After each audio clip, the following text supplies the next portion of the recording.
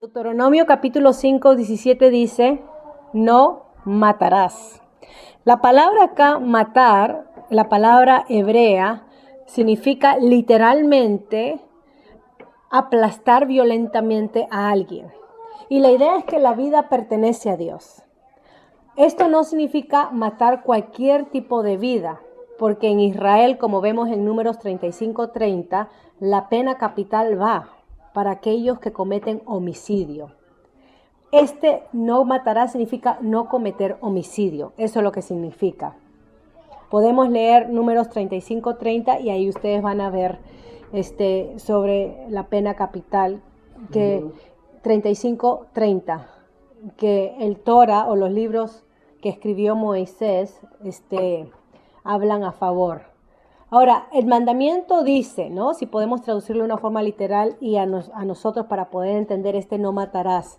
Dice, no cometerás ningún acto violento por razones egoístas o de venganza. Esa es la idea del no matarás, ¿ok? O sea, no cometer homicidios.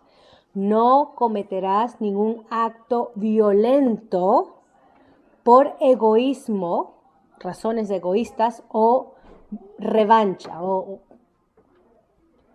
Y ya vamos a ver cómo lo que nuestro Señor Jesucristo habló en Mateo 5 ilumina y explica no matarás. No matarás, no cometer homicidios, también significa no cometer ningún acto que no sea legal, premeditado, homicidio. Y esto es importante porque muchos usan este pasaje como una amonestación bíblica en contra del servicio militar. Y no está hablando de eso, ¿ok? O en contra de la pena capital. Muchos usan este verso para decir, entonces no a la pena capital. Y no podemos sacar esto de la Biblia. Recuerden que uno de los principios de hermenéutica es que la Biblia se tiene que interpretar así sola. Y entonces vamos a aclarar, porque el no cometer homicidio, como dice no matarás, si significa, por ejemplo, la pena capital, entonces el no matarás significaría también, número 1, no tomar cualquier vida, no matarás, no tomar cualquier vida, sea humana o animal, porque dice no matarás. Significaría, número 1, no tomar cualquier vida, sea humana o animal. Número 2, tomar la vida humana deliberadamente o por accidente, sería el no matarás. O tomar la vida humana legalmente o ilegalmente, moralmente o inmoralmente. Significaría en el literal, no matarás, significaría que ninguna de estas tres podría ser. ¿Okay? Ni siquiera matar a un animal. Entonces, acá el mandamiento está hablando de homicidio, que es tomar la vida de un ser humano ilegalmente e inmoralmente. Y a eso Dios está apuntando. Por ejemplo, nosotros decimos, maté la mosca. No decimos, cometí homicidio contra la mosca. ¿Entendemos eso? O sea que este mandamiento no prohíbe matar, sino porque vemos en la ley de Moisés que habla el sacrificio y la matanza de animales, y también habla de la pena capital. Seríamos vegetarianos si prohibiría el no matar, ¿no? Incluiría animales. Muchos pacifistas, muchos que creen en el pacifismo, toman este pasaje como defensa para no matar cualquier tipo de matanza, ¿no? Muchos pacifistas toman este pasaje para decir no debemos de matar porque este pasaje lo dice, pero estamos aclarando que se refiere a homicidio. Entonces, la ley de Moisés permite, y ya vamos a ver otra en el contexto de Deuteronomio a medida que estemos leyendo y el pasaje de números que le mencioné. La ley de Moisés permite la pena de muerte por homicidio, vida por vida. La vida le pertenece a Dios, la vida es sagrada. La ley de Moisés permite matar en la guerra. Ya hemos estudiado pasajes donde el pueblo de Israel entra en guerra y hay muerte. Y Dios lo sanciona. Hemos hablado de la guerra justificada, o muchos lo dicen la guerra santa. La ley de Moisés permite o prescribe sacrificios de animales, que conlleva la matanza de animales. Y la ley de Moisés también permite el comer carne y para eso hay que matar. Ahora, muchos citan este mandato para oponerse a la pena de muerte, al pacifismo o a no tener ninguna relación en participar en los militares. Y vemos que no hay fundamentos bíblicos para tal. ¿Okay? No hay fundamentos bíblicos. La pena de muerte, la única ley que aparece en el Antiguo Testamento es que el homicidio, si uno mata deliberadamente, intencionalmente, entonces debe de pagar con su propia vida. Eso es la ley del talión. Lamentablemente nosotros citamos la ley del talión como una ley de venganza, ojo por ojo, diente por diente. Tú me hiciste mal, yo te hago mal. Pero en la Biblia eso no significa la ley del talión. La ley del talión significa que el castigo debe ser exacto, proporcional al crimen. El castigo debe ser exacto al crimen. No debe ser ni más severo ni menos severo. Debe ser exacto al crimen. O sea que matar a una persona porque mató a una vaca no es ojo por ojo, diente por diente. ¿Okay? El castigo debe ser exacto al crimen. Y acá el castigo que Dios da por el homicidio deliberado es la vida de la persona. Entonces, no matarás no está hablando en contra de eso. Okay. El pacifismo dice que siempre es malo matar a un ser humano. Okay. Eso es lo que dice el pacifismo. Por ejemplo, esto va en contra de la palabra de Dios porque vemos que la policía tiene la libertad y el derecho de matar a cualquier ser humano, moralmente hablando, si éste pone en riesgo la vida de muchos. Voy a poner un ejemplo común. Un tiroteo en una universidad, muy común en los Estados Unidos, o un cine o un mall, un centro comercial. Está ahí el homicida teniendo rehenes, personas de rehenes, y entra la policía y el policía lo mata, un francotirador y lo mata. Esta ley no habla en contra de eso. Eso es matar moralmente, justificadamente. ¿Okay? Esta ley nuevamente habla de matar inmoralmente, ilegalmente, que es homicidio. Y pongo los dos inmoralmente porque muchos pueden matar legalmente, pero sigue siendo inmoralmente. Por ejemplo, Hitler cometió genocidio en contra de los judíos. Era legal en Alemania en 1939 o del 38 que empezó hasta el 44, sus reformas genocidas, que en donde ellos predicaban que la raza ariana era superior y cualquier otra raza inferior tenía que ser eliminada. Entonces, en su ley era legalmente el genocidio, pero moralmente no pasaba. Así que eso sí es cometer homicidio. Eso no es un ejemplo de matar moralmente, pero sí es matar legalmente porque el gobierno lo sanciona.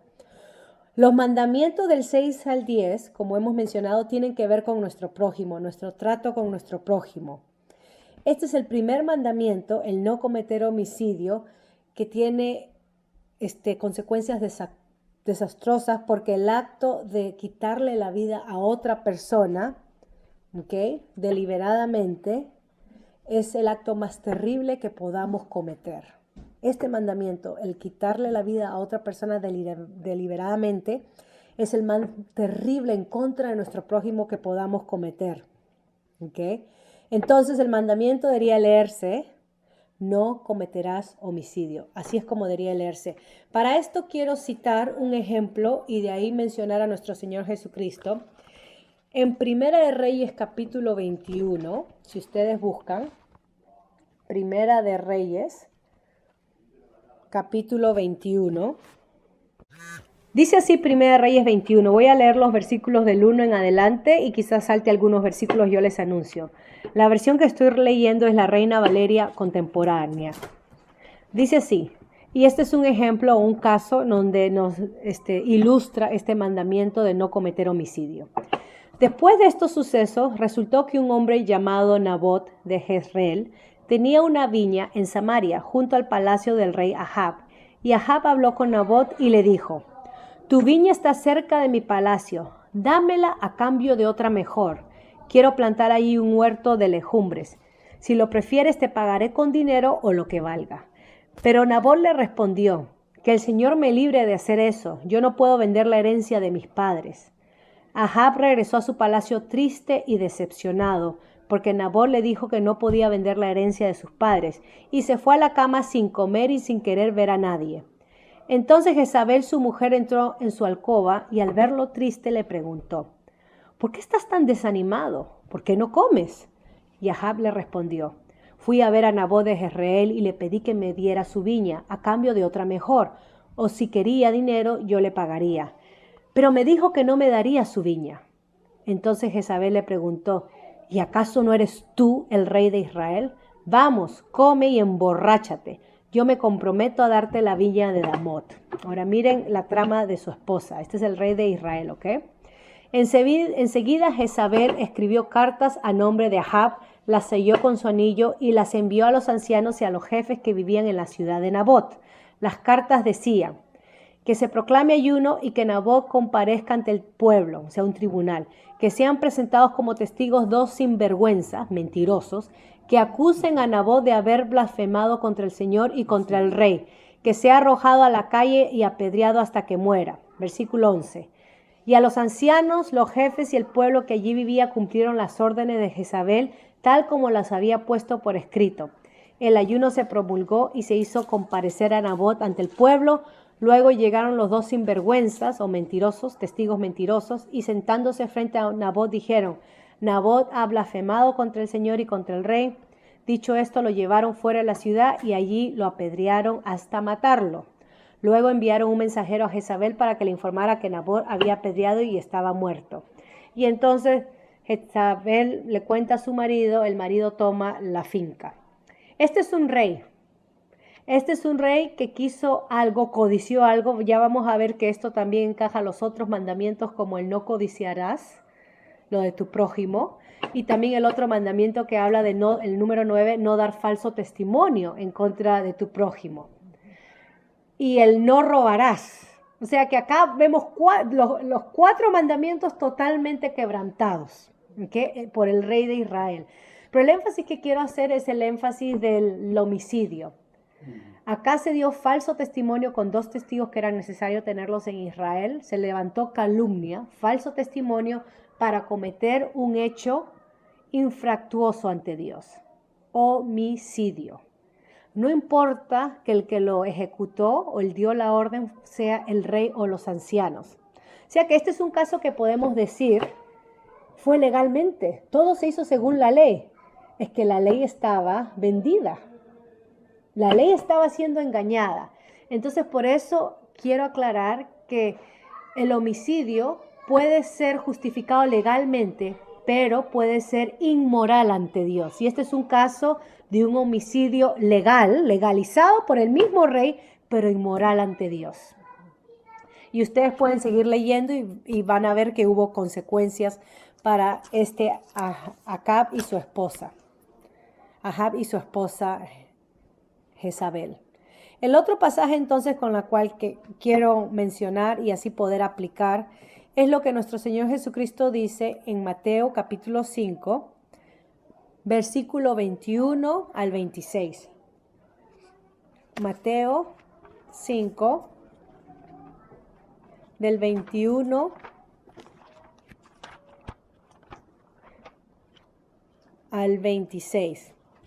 Cabe aclarar que en el contexto nuestro Señor Jesucristo ha dicho que Él no ha venido a abolir la ley o los profetas, sino a cumplirla. ¿Okay? Eso es lo que está en el contexto dando en esta hermosa y fabulosa enseñanza del Sermón del Monte.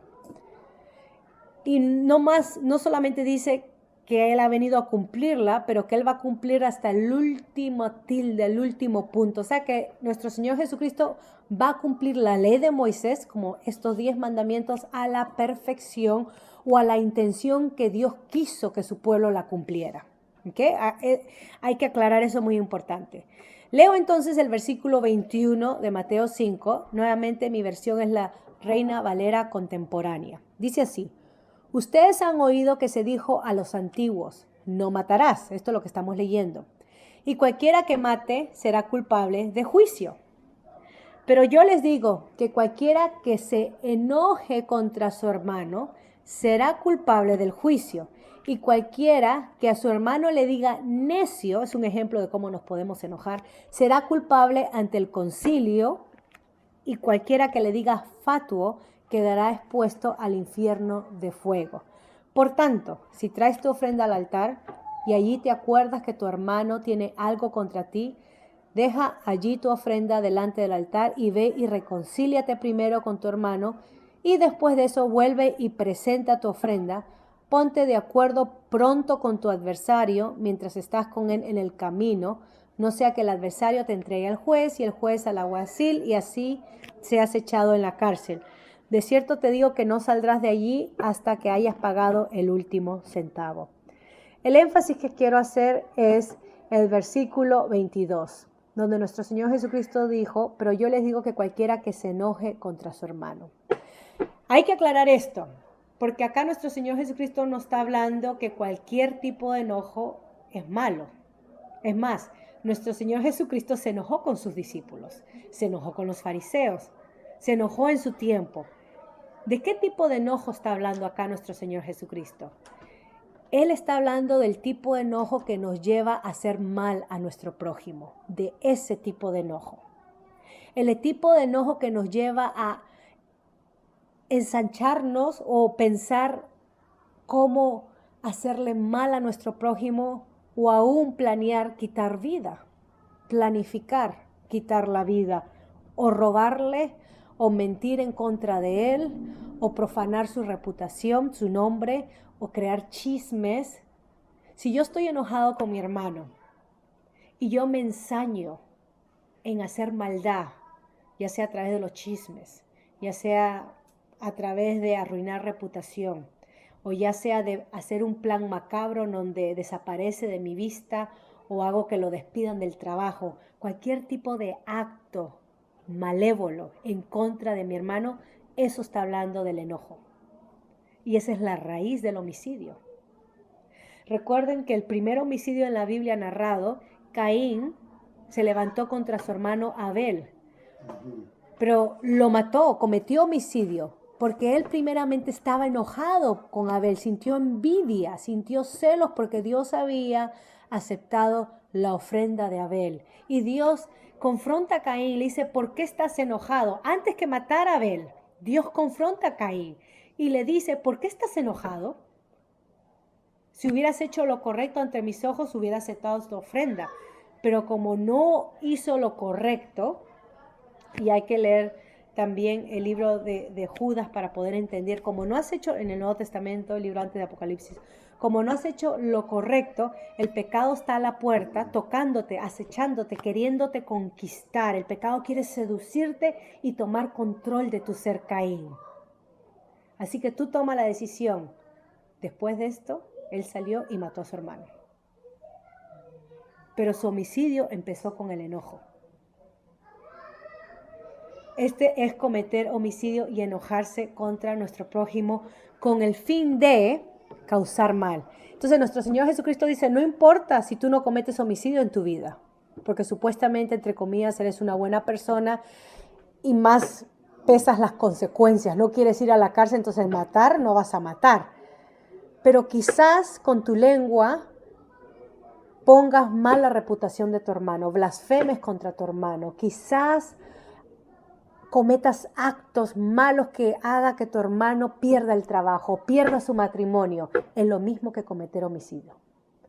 Ahí puso el nivel de enojo, a ese paralelo, a esa seriedad nuestro Señor Jesucristo dijo, porque nosotros podemos decir, este mandamiento de Moisés, no matarás, podemos decir check, como dice en inglés, ya yo lo cumplí, perfecto. No. Acá en Mateo, nuestro Señor Jesucristo, enojo que cause mal. Ups, ahí sí metí la pata, porque sí, si examinamos nuestras vidas, hay momentos donde queremos venganza. Tenemos sed de venganza, ya sea con mi esposo, me la haces, ahora me la pagas. me fuiste infiel, ahora vas a ver lo que es ser infiel. Eso es de lo que nuestro Señor Jesucristo está hablando. Hablaste mal del pastor sobre mí, ahora vas a ver cómo te voy a difamar ante toda la iglesia. De eso está hablando el no matarás. ¿Okay? De eso está hablando. Y ahora cuando terminemos podemos dar ejemplos y quizás seguir hablando, comentar sobre esta ley. Voy a parar ahí entonces porque usé el caso de Nabot, o el rey Ahab con Jezabel, su esposa, y Nabot. El otro caso común es el rey David, que no directamente mató a Urías, la esposa de Betsabé, pero lo mandó en una carta oficial a que lo pongan al frente en el lado de batalla para que muera, sea una casualidad de guerra. Total, nadie se iba a enterar, ¿no? Una casualidad de guerra, y así esta Betsabé quede viuda y él pueda casarse con la esposa del hombre que ya la tomó, porque ya cometió el adulterio con ella. Y cuando Dios le manda al profeta, lo acusa a David de haber adulterado y haber cometido homicidio. O sea que el homicidio no solamente se comete yo haciéndolo, pero yo puedo premeditar un plan donde otro lo haga por mí, y esa intención Dios lo cuenta como homicidio. ¿Okay? Fraguar un plan. ¿Okay? Ese es cometer homicidio contra mi prójimo, y la raíz de esto nace del enojo, de la sed de venganza contra mi prójimo. Recuerden que nuestro Señor Jesucristo, Él fue condenado ilegalmente por el Sanedrín de noche, de madrugada, para que nadie se entere, para que la multitud no se entere.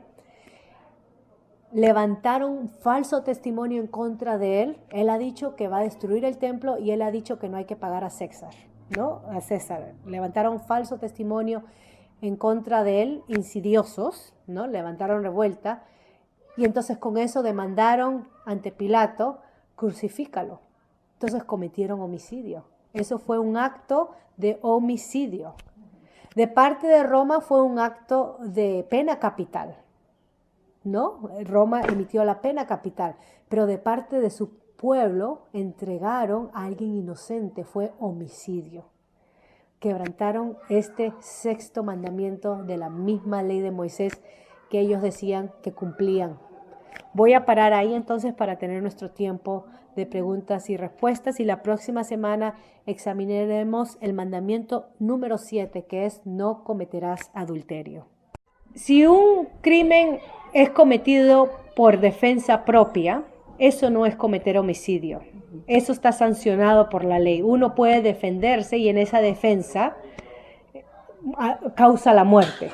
El no cometer homicidio está hablando cuando yo me ensaño en contra de mi prójimo, causándole mal, no por defensa propia, no porque la persona tomó la vida de mi hija, entonces ahora yo vengo, como en el caso de las ciudades de refugio, donde se podían vengar después de pasar por juicio. No es que tomo la justicia en mis manos, sino pasa un periodo de juicio y el sacerdote entregaba a la persona, al asesino, en manos del vengador de la familia, y Dios lo sancionó. Está bien. Entonces, no matarás no significa no muerte a nada en absoluto, sino estas son las limitaciones. El tomar la vida premeditadamente, eso es lo que significa no matarás. Acto de defensa no cuenta. Pena capital que sea moralmente justificable, o sea, vida por vida, no cuenta. Y si estamos en guerra, no cuenta. Hay casualidades en la guerra, hay inocentes que mueren, pero no cuenta. ¿Okay? Voy a parar ahí entonces para seguir conversando.